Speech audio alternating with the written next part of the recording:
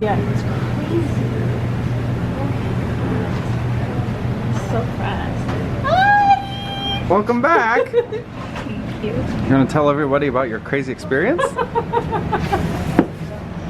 Don't trust social media. Don't trust social media. And you can only count your best friends on one hand. Yeah, I'm not sure what to say about that. So Delbina had a great trip. I don't know. It was probably the trip of a lifetime. Right? It's a trip of a lifetime. You'll never forget it. I'll never forget it. Once in a lifetime, that mistake you'll never make again. It's the first vacation I ever booked to come home early. Let's put it that way. Misled. And It's pretty much, you went to a resort that was closed. No food, no nothing, right? no services. No services, no restaurant. Eating canned tuna for a week. Like how we stopped at Disney, we got a bottle of Grey Goose, which we were going to give to the people that invited us, and we ended up drinking ourselves, thank goodness. But yeah, no thanks.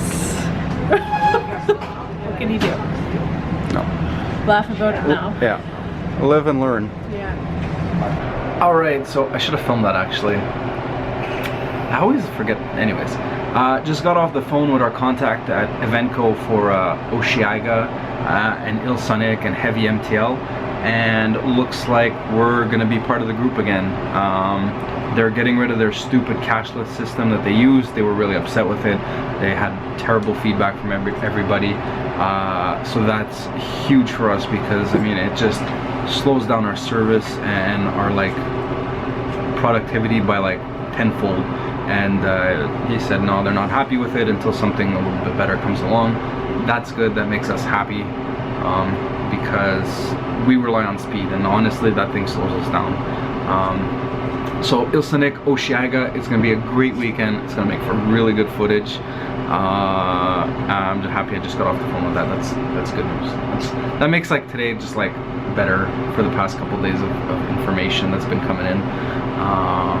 Anyways, we are just sitting in our little office trying to figure out what to do now with the rest of the day. I wonder if we're gonna be allowed like a drone there if we ended up getting a drone by then. Sure.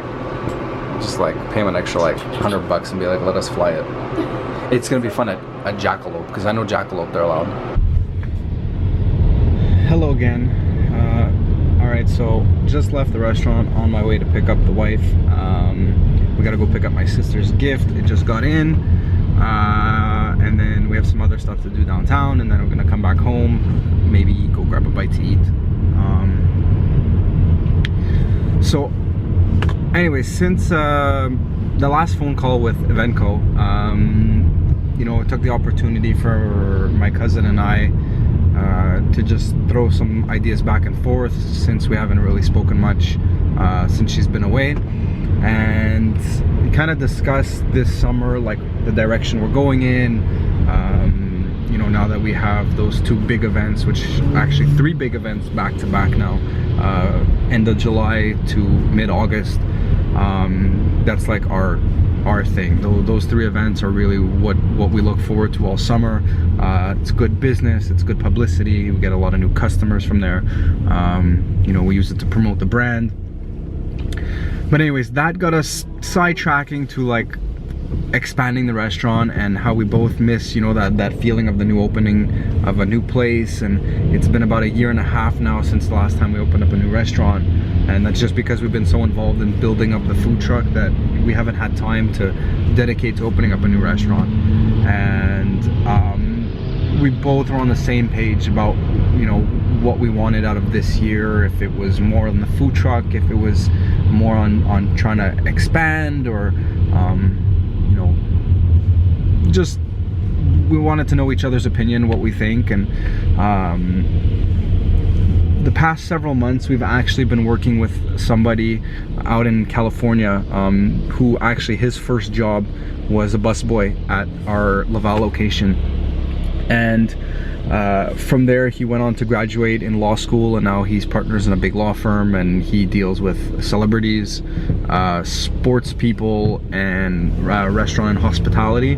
That's their 3 main segments that they deal with. And so he always comes back every year and comes to see us, and we keep in touch, and he's always attributed his success to what he's learned working with my grandfather. And he's always super nice and super respectful and super appreciative of our family, which is awesome, and he's a great guy.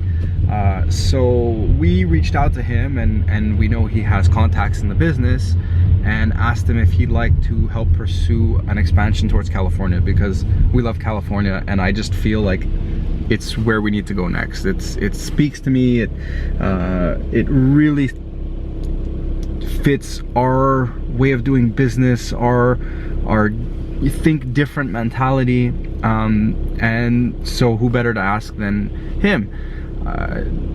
So we go back and forth. There's apparently some prospects that are looking to maybe expand their franchise companies that they deal with, and you know, it's just a matter of setting something up now where we can sit one-on-one with these potential investors, let's call them, and I think we really want to try to pursue that this year. And if it's not California, we want to do New York, Toronto, Chicago, or Vancouver.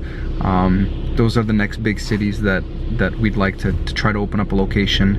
And I think over the next few weeks, we're going to be putting together some proposals and trying to find maybe that next franchisee that's willing to take on that chance to open up so far outside of our comfort zone.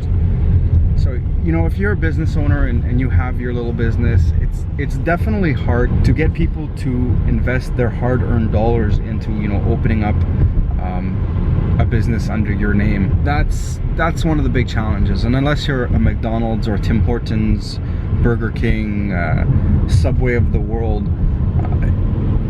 you know, people have to have a lot of faith in your product and in your brand and what you represent to spend the kind of money it takes to open up a restaurant. And you know, it's no hidden secret that the restaurant industry is one of the hardest businesses to make a living with and to survive in a place where there's so much competition and there's constantly innovation, and you know, people's tastes change. So we're lucky that we have the history we have. We have such a unique product that it does make that process a little easier, but by no means does it make anything easy. It's still a challenge, and some of our restaurants, as good as they are, they still deal with a lot of the challenges that new businesses have to deal with, and you constantly have to, you know, get new customers. You lose customers, you gain customers. We're gonna do our best to find a franchisee willing to take some risks, expanding in an area that we're not known. But again, we believe that because it's such a unique product and a unique way of service, that it does have the chance to become successful outside of where it's known. So we're getting started on that, and it's exciting, because honestly, opening up a new restaurant, it's a great feeling. You know, to see those new customers that you're gonna make, and to see them come back, and just the whole general process of opening up a business is just something it's fun. And unless you experience it in your life, you can't know, or you can't explain what it's like. And you know, you give it your all, you try your hardest, and you hope it succeeds, and we'll see where things go. And we're looking for the best, we're hoping for the best, and that's the way it goes. So we'll see from here on out.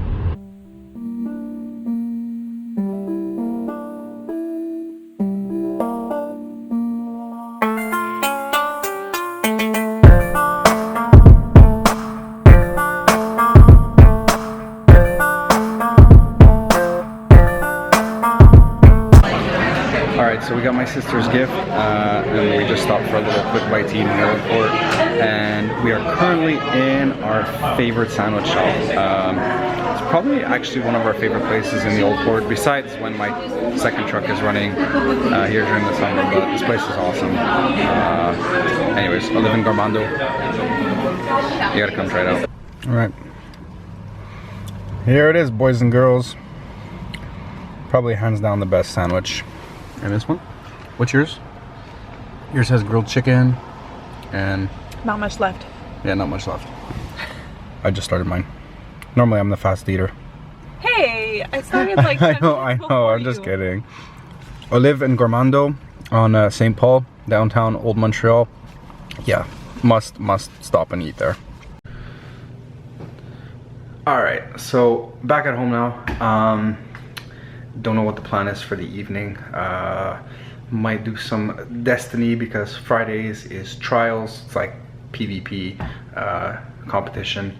I was gonna get to bed really early because there are a super limited pair of shoes coming out tomorrow.